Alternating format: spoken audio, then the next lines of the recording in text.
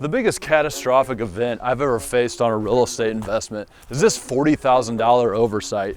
You see, I was digging this French drain right here, and all of a sudden I hit a soft spot in the ground. That soft spot was a pit. Before becoming a real estate investor, I would have nightmares about all the things that could wreck my property. But fortunately, after 15 years of flipping houses, I found out 7 key errors that you need to be aware of. For each one of these rookie mistakes, I'm going to show you how I resolved it, how much it cost me, some other issues that are related, and most importantly, how to prevent it for yourself. So back to the story about the crap pit. It's not the only crappy thing about this house. It was a hoarder's nest. There was junk from floor to ceiling throughout the house. Not only that, we found some odd letters between mother and son and peepholes throughout the entire property. And just to top it off, they shot their main sewer line right out into the yard. That's what created the pit. The issue with this property is the city had not brought a sewer line down into that neighborhood yet, so the only real option was septic. But we came to find out that we couldn't put a septic there because we had removed all the trees and now the ground was eroding in a way that wouldn't allow for us to install a septic tank. So for lack of better words, I was screwed. But I got lucky. 99 times out of 100, this would not have worked for me. But it just so happened that that house and the property it sat on was at the edge of the town that we were in. And right next door, there is a vacant lot that I had also purchased when I bought that house. And it was in a different municipality. That municipality had brought a sewer line into the neighborhood. Because of that, I was able to join the two lots and then call that house part of the other municipality, and they had to bring me a sewer line. After I had joined the lots and they brought the sewer line down the street, it was a simple job of running the sewer line through the yard, doing the street cut, and connecting with the city tap. All in all, that cost me around $40,000. However, it could have been so much worse if I wasn't able to pull that maneuver. And the whole point of this video is to make sure that you don't get blindsided by the same mistakes that I made. So I want to go through some other subterranean surprises that I've found in my experience. Other sewer line issues, like the line collapsing in the yard, or a tree growing through the sewer line and you having to do a full replacement, or negative sloping. I've actually bought a house where instead of the sewer line sloping to the city tap, it was sloping back towards the house. That meant every time the toilet flushed, it would just come up back to the house. All of those lead to the same resolution: replace the whole dang thing. One time I had to do a repair on a septic tank,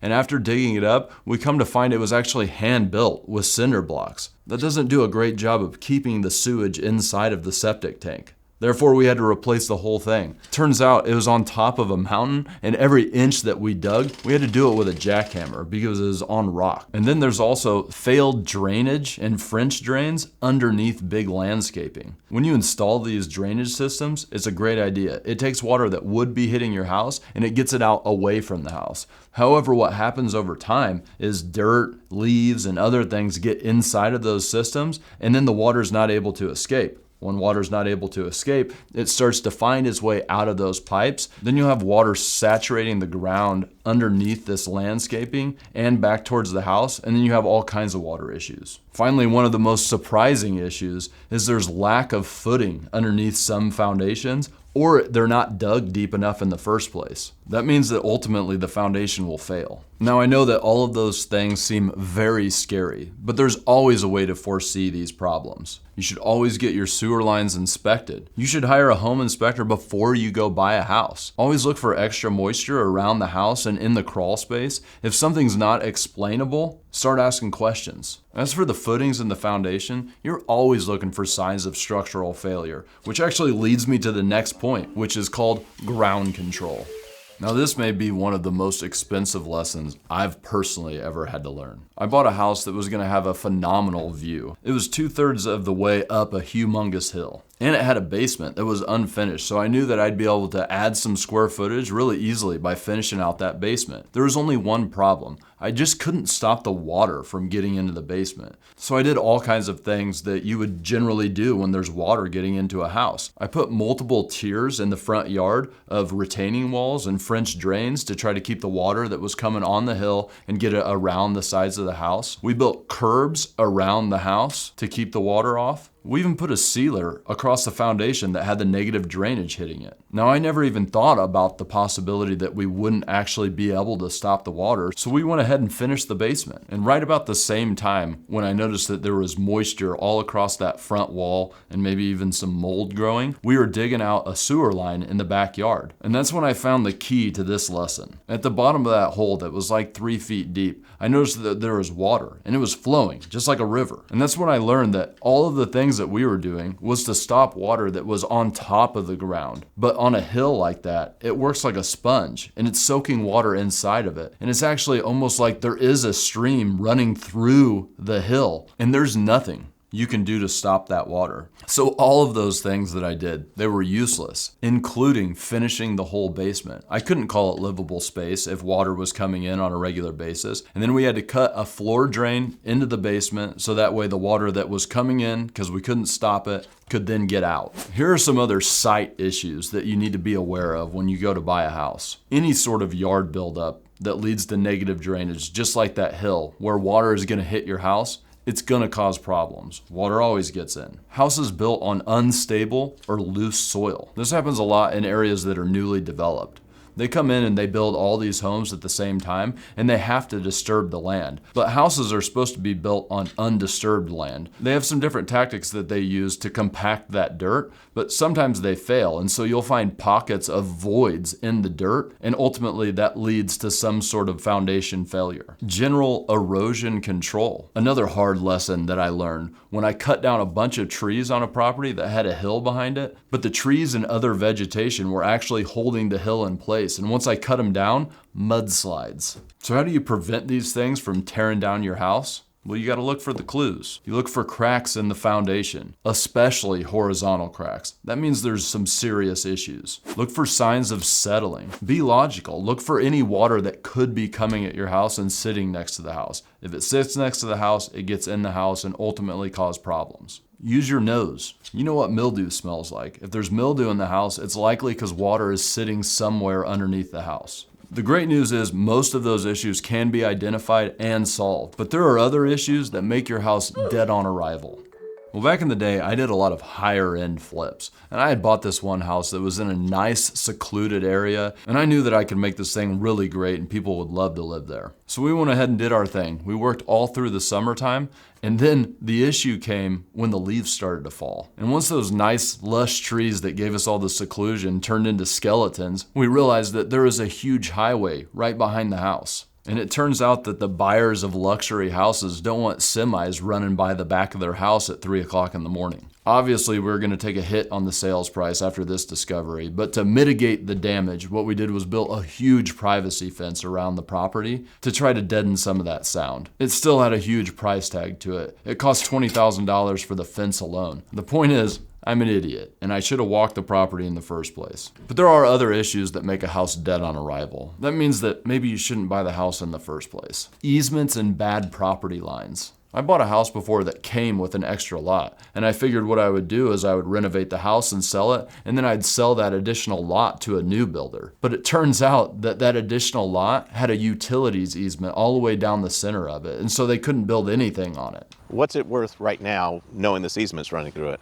Salvage value, the house and everything is just, it's worthless. I've also almost bought a house where it was built on the property line. And what happens when you buy a house that's built on a property line is I'm pretty sure if you do anything to it, you're gonna end up having to tear it down. Historical districts or other types of zoning. When you buy a house in a historical district, you are subject to a whole different set of building rules. Shared property features. Have you ever seen a house that shares a driveway with another house? Well, I've also found houses that once we dug up the sewer line, it shares the sewer line with the house next door. This kind of thing happens on older houses usually. But do you think a buyer wants to buy a house that's sharing those type of features? Flood zones. First off, if you buy a house in a flood zone, whoever buys it from you is gonna have to get a special type of insurance, which is ultimately gonna decrease the price that they're gonna be able to pay for your house. But it could be much worse than that. I've actually bought a house before that was in such a deep flood zone that the city wanted us to raise it in the air 8 feet. That means we actually had to lift the house up and put new foundation under it. And finally, more of an underwriting issue than anything, but buying a good house in a bad neighborhood that's just on the wrong side of the tracks. I actually see out-of-towners do this a lot, where they buy a house and they use comps from a certain neighborhood, but it's just on the outskirts of that neighborhood, which makes all the difference. So the point here is you need to do your research before you purchase a property. And another key here is never accept title that has exceptions. When you go to close on a house through a title company, what they're really doing is they're selling you title insurance, and they may want to put exceptions on it. That means that they're not confident about what's going on with that property. So only take the title if you can get full coverage. But now let's talk about the single biggest screw-in I've ever seen on a property. Now, fortunately, this $100,000 mistake didn't happen to me. It happened to a friend of mine. Sorry, buddy. Well, first of all, this has to do with an agency that might be more terrifying to me than the IRS, and that's the EPA, the Environmental Protection Agency. Now, I don't hate the environment. I just hate really big fines, and that's what this guy got. He was dealing with a house that had old asbestos siding. We suggest you consider this material for the walls of your home.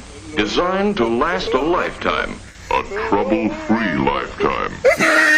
He was just tearing it down, throwing it on the ground, and later on people were coming in, bagging it up and throwing it into dumpsters. And the EPA caught wind of this, and they came and gave him a huge fine and a scope of work on how to fix it. Here's what that scope of work included. Tent off the whole property. That's right. Put a tent around the whole property. Make sure that it exhausts properly, i.e. put a bunch of expensive fans in it. And then peel off the first 3 inches of earth all the way around the property and dispose of it properly. That means put it into bags, double bagged, double taped. And to top it all off, you couldn't go inside of the big tent unless you had a special suit on. At that time, to my understanding, it's a $15,000 first time fine and then a $50,000 second time fine. And my buddy's kind of an a-hole, so he got both the fines. Now, asbestos is of course the big boy that the EPA is looking for, but you also have to deal with mold, lead paint, and one of my favorites, when you buy an old meth lab house, which I almost did. Back after the 2008 market crash, I was buying foreclosures out in St. Louis, and I came across an old meth lab that I almost bought. I didn't really understand the implications at the time, but you have to do a lot to get those houses back to a livable condition. Prevention, mainly you just need to know the implications of working with these things. Usually before you buy a house, you can know if you're dealing with mold, or you can get test kits that tell you if there's mold,